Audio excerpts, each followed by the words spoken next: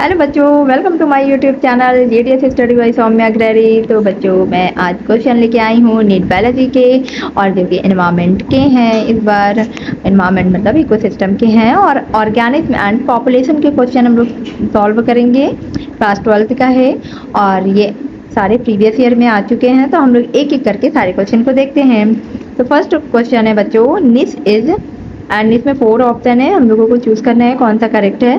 First option है the range of temperature that the organism needs to live, and second है the physical space where an organism lives, and third है all the biological factors in the organism environment, and fourth है the functional role played by an organism where it lives। Okay बच्चों, निस का term Grinnell ने दिया था, और ये निस टर्म किसको कहा जाता है कि किसी भी माइक्रो हैबिटेट में जब स्पीसीज रहती हो और उनका इंटरेक्शन होता है, उनका एक फंक्शनल रोल होता है। ठीक है, फंक्शनल रोल वो वहाँ पे अदा करते हैं या उनका प्ले करते हैं। जिस भी माइक्रो हैबिटेट में रहते हैं तो उसको निस टर्म दिया गया है। ठीक है, क्या दिया गया है? निस टर्म दिया गया है। और बच्चों, सेम स्पीसीज में सेम निस में दो स्पीसीज नहीं रह सकती है। नहीं, तो इसका जो ऑप्शन है वो फोर्थ यानी कि D option is the correct होगा। The functional role played by an organism where it lives. अब सेकेंड क्वेश्चन पढ़ते हैं। An association of individuals of different species living in the same habitat and having functional interaction is। यहाँ पे ये कह रहा है कि किसी भी सेम हैबिटेट में जब अलग अलग डिफरेंट टाइप की स्पीसीज रहते हों और उनका एक फंक्शनल इंट्रैक्शन होता हो, तो उसे क्या टर्म दिया जाता है? तो फर्स्ट ऑप्शन है इकोलॉजिकलनेस, सेकंड है बायोटिक कम्युनिटी, एंड थर्ड है इकोसिस्टम, एंड फोर्थ है पॉपुलेशन। बच्चों, इकोलॉजिकलनेस अभी मैंने बताया आपको, जहाँ पे सेम निस में दो स्पीसीज नहीं रह सकती हैं, तो ये तो बिल्कुल गलत हो जाएगा क्योंकि यहाँ डिफरेंट स्पीसीज कहा गया है। ओके, और सेकंड है बायोटिक कम्युनिटी। हाँ, बायोटिक कम्युनिटी इस टर्म को ही दिया गया है कि जहाँ पर किसी भी सेम हैबिटेट में अलग अलग तरीके की स्पीसीज रहती हैं। ओके, अलग अलग तरीके के स्पीसीज रहते हों और उनका फंक्शनल इंट्रैक्शन हो। एग्जाम्पल जैसे कि पॉन्ड है, पॉन्ड कम्युनिटी, पॉन्ड में तरह तरह की डिफरेंट स्पीसीज रहती हैं अलग अलग तरीके की, और वो आपस में इंटरेक्ट करती हैं। ओके, फंक्शनल इंट्रैक्शन होता है उनका। जैसे कि पॉन्ड हो गया, फॉरेस्ट कम्युनिटी हो गई, इसी तरह के जो मतलब हैबिटेट हैं उसमें अलग अलग डिफरेंट स्पीसीज रहती है और उनका फंक्शनल इंटरेक्शन होता है, उसे बायोटिक कम्युनिटी कहते हैं। थर्ड ऑप्शन है इकोसिस्टम। इकोसिस्टम पता है क्या क्या इंक्लूड करते हैं? Ecosystem biotic and abiotic factor को इंक्लूड करता है। एंड फोर्थ है पॉपुलेशन। तो पॉपुलेशन सेम इंडिविजुअल के ग्रुप को कहते हैं, सेम स्पीसीज के ग्रुप को, तो ये तो होगा नहीं, second option biotic community. Okay, and third option है थर्ड क्वेश्चन है which one of the following pair is mismatched. And first option है, हमें गलत चूज करना है कि कौन सा मिसमैच नहीं है। ठीक है, मिसमैच है तो फर्स्ट ऑप्शन है सवाना, और उससे मैच कराया गया है एक्यासिया ट्रीज, एंड सेकंड है प्रेरीज जो कि इससे है एपिफाइट्स, एंड थर्ड है टुंड्रा, उसको मैच कराया गया परमाफ्रॉस्ट से, एंड फोर्थ है कोनिफेरस फॉरेस्ट जिसको मैच कराया गया एवरग्रीन ट्रीज से। तो सवाना में तो एक्यासिया ट्री होती हैं, ये पता है। एंड प्रेरीज में बच्चों यहाँ पे एपिफाइट्स नहीं होती हैं, जबकि बड़ी बड़ी घास होते हैं, यानी कि टॉल ग्रास या फिर श्रब्स पाए जाते हैं। ओके, और ये बच्चों बहुत ही कोल्ड, एक्सट्रीम कोल्ड होते हैं। इन टेम्परेचर इनका बहुत लो होता है यहाँ प्रेरीज का, जिसकी वजह से यहाँ पे श्रब ट्रीज नहीं मिलेगा। ओके, लंबे ट्रीज नहीं मिलते हैं, यहाँ सिर्फ ग्रास मिलेगी और श्रब्स देखने को मिलते हैं। और टुंड्रा में तो परमाफ्रॉस्ट ही होता है, ये तो पता है सभी को। कोनिफेरस फॉरेस्ट में एवरग्रीन ट्रीज होगा। तो इसमें जो गलत ऑप्शन है, जो मिसमैच है, तो वो सेकंड है प्रेरीज, जो कि एपिफाइट से कराया गया, एपिफाइट्स नहीं होगा। ओके, तो थर्ड क्वेश्चन का सेकंड होगा, B option is the correct. And fourth question है what is true for individuals of same species. First option है live in same species, and second है live in same habitat, and third है interbreeding. Fourth है live in different habitats. तो यहाँ पे बच्चों ये क्वेश्चन पूछ रहा है कि सेम स्पीसीज के इंडिविजुअल के लिए क्या ट्रू होगा। तो बच्चों यहाँ स्पीसीज उसे कहते हैं जो कि ऑर्गेनिज्म के ग्रुप को, ऑर्गेनिज्म के ग्रुप वो ग्रुप होता है जो कि इंटरेक्ट करता है फ्रीली नेचर में, इंटरब्रेड कर सकते हैं और ये प्रोड्यूस ऑफ स्प्रिंग संतानों को पैदा भी करते हैं। ओके, तो इसका ऑप्शन क्या होगा कि ये फ्रीली इंटरब्रेड कर सकते हैं। तो C option is the correct, जो कि इंटरब्रीडिंग दिया है, तो सी ऑप्शन करेक्ट होगा। ओके, एंड हम लोग क्वेश्चन नेक्स्ट पढ़ते हैं। फिफ्थ क्वेश्चन है which part of the world has high density of organism. इसमें 4 ऑप्शन है। फर्स्ट है डेसिडुअस फॉरेस्ट, सेकंड है ग्रासलैंड एंड थर्ड है सवानाज एंड फोर्थ है tropical rain forest.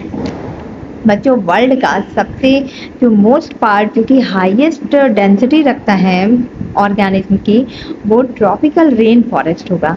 Tropical rain forest में सबसे ज़्यादा यानी कि मैक्सिमम प्रोडक्टिविटी इनकी होती है। कितनी मैक्सिमम प्रोडक्टिविटी और वैल्यू कितनी होगी? 12,000 kilo calorie per meter square per year. Okay, और ये क्या करते हैं कि ये बच्चों हॉट होते हैं, इनमें इनका मतलब हॉट होगा समर में, और ये इक्वेटर के बिल्कुल नज़दीक होते हैं। इक्वेटर अर्थ में जब आप देखेंगे तो अर्थ के इक्वेटर पे बिल्कुल नज़दीक ये ट्रॉपिकल रेन फॉरेस्ट होगा। और यहाँ पे मतलब बारिश वगैरह भी, प्रेसिपिटेशन भी ठीक ठाक होता है। 60 to 160 इंचेस होगा। और ठीक है, तो इसका जो ऑप्शन होगा हाई डेंसिटी ऑफ ऑर्गेनिज्म, तो ये ट्रॉपिकल रेन फॉरेस्ट होगा। डी ऑप्शन करेक्ट होगा। एंड अगला क्वेश्चन है 6 keystone species in an ecosystem are those which. बहुत 4 ऑप्शन है, हम लोग देखेंगे कौन सा सही है। तो फर्स्ट ऑप्शन है are present in maximum number, and second है are most frequent, and third है attain a large biomass, and fourth है कंट्रीब्यूट टू इकोसिस्टम प्रॉपर्टीज। बच्चों इकोसिस्टम में कीस्टोन स्पीसीज का क्या रोल होता है? इकोसिस्टम में कीस्टोन स्पीसीज बहुत ही इम्पॉर्टेंट रोल रखती है। इसका बच्चों इकोसिस्टम में बहुत इम्पॉर्टेंट इफेक्ट पड़ता है। अगर कीस्टोन स्पीसीज नहीं है तो ये इकोसिस्टम मतलब एक जो कहा जाएगा इकोसिस्टम वैसा नहीं होगा। ठीक है, और ये बहुत ही लेस नंबर में होते हैं कीस्टोन स्पीसीज। इनका बहुत महत्व होता है, इम्पॉर्टेंस होता है इकोसिस्टम में। तो इसमें जो ऑप्शन है वो फोर्थ है contribute to ecosystem properties. Okay, ये इकोसिस्टम में एकदम इम्पॉर्टेंट रोल देते हैं, कंट्रीब्यूट करते हैं। ओके, तो इसका डी ऑप्शन करेक्ट होगा। एंड बच्चों नेक्स्ट क्वेश्चन है list of the species in an ecosystem equals to its. तो अभी हम लोगों ने सॉल्व किया कि ऊपर ही क्वेश्चन में कि निस किसे कहते हैं। तो निस वही है बच्चों कि किसी भी माइक्रो हैबिटेट में वो जो स्पीसीज रहती हैं वो एक फंक्शनल रोल होता है उनका। तो यहाँ फर्स्ट ऑप्शन ही है जो कि function at its place of occurrence. Okay, तो ए ऑप्शन करेक्ट होगा 7th का। एंड नेक्स्ट क्वेश्चन है tropical forest occur in India. तो इंडिया में ट्रॉपिकल फॉरेस्ट कहाँ कहाँ होगी? ट्रॉपिकल फॉरेस्ट बच्चों जैसे कि western Himalayas and western Ghats हो गए, एंड असम, केरला, ये सब जगह में होगा ट्रॉपिकल फॉरेस्ट। तो सी ऑप्शन करेक्ट होगा। ठीक है, इसका C option Kerala and Assam होगा। और इनमें मतलब ड्राई सीजन नहीं होता है। ठीक है, ट्रॉपिकल फॉरेस्ट यहाँ पे ड्राई सीजन नहीं होगा। ठीक है, तो इसका सी ऑप्शन करेक्ट होगा। नेक्स्ट क्वेश्चन है 9th question xeric environment is characterized by. तो जेरिक एनवायरनमेंट जो है वो उनके बारे में बताना है। जेरिक एनवायरनमेंट बच्चों ये ड्राई होते हैं, मतलब जेरिक का मतलब ही होता है कि ड्राई। ओके, तो ड्राई जहाँ ड्राई होगा तो वहाँ पे जो ह्यूमिडिटी होगी वो बहुत ही लो होगी। ह्यूमिडिटी लो होगी तो उसके साथ टेम्परेचर जो होगा वो भी कम ही होगा, और वेपराइजेशन भी कम होगा, तो और बारिश भी कम होगी वहाँ पे। Xeric environment is characterized by first option है प्रेसिपिटेशन, सेकंड है low atmospheric humidity, and third है extreme of temperature, and fourth है हाई रेट ऑफ वेपराइजेशन। तो बच्चों यहाँ पे जेरिक एनवायरनमेंट, जेरिक का मतलब होता है ड्राई। तो ड्राई कंडीशन में क्या होता है कि ड्राई एनवायरनमेंट होगा तो वहाँ पे एटमॉस्फेरिक ह्यूमिडिटी बिल्कुल लो होगी और वहाँ प्रेसिपिटेशन, लैक ऑफ प्रेसिपिटेशन होगा। और इस एरिड कंडीशन में क्या होता है कि सॉल्टी मार्चेस होंगे, ओके, सॉल्टी मार्चेस होगा और टेम्परेचर लो होगा, वेपराइजेशन बिल्कुल लो रेट होगा। तो इसका जो ऑप्शन है वो B option is the correct, low atmospheric humidity, okay. अब हम लोग सेकंड क्वेश्चन देखते हैं। Next question, the sum total of the population of the same kind of organism constitute. तो बच्चों अभी यही बात हम लोग पिछले क्वेश्चन में कर रहे थे कि ऑर्गेनिज्म के सेम काइंड, एक ही तरीके के जो ऑर्गेनिज्म के पॉपुलेशन को क्या कहेंगे। तो बच्चों इसे स्पीसीज बोलते हैं और ये स्पीसीज वो ऑर्गेनिज्म का ग्रुप होता है जो कि इंटरब्रीड कर सकते हैं नेचुरली, फ्रीली, और ये ऑफस्प्रिंग यानी कि संतानों को प्रोड्यूस कर सकते हैं। तो इसका ऑप्शन जो है वो डी ऑप्शन करेक्ट होगा, species is the correct option, ठीक है। तो ये हो गए आपके सारे question, 10 question, okay, thank you. अब हम लोग आगे के सारे क्वेश्चन सॉल्व करेंगे, नेक्स्ट वीडियो में मिलते हैं। तो इसके लिए आप लोग वेट करिए और कमेंट सेक्शन में आप लोग लिख के बताइए कि कैसा लगा आज का लेक्चर और आगे कौन से चैप्टर पढ़ाएं, कौन से चैप्टर का क्वेश्चन करवाया जाए, तो इसके बारे में भी आप लोग लिख करके बताइए, ओके, थैंक यू।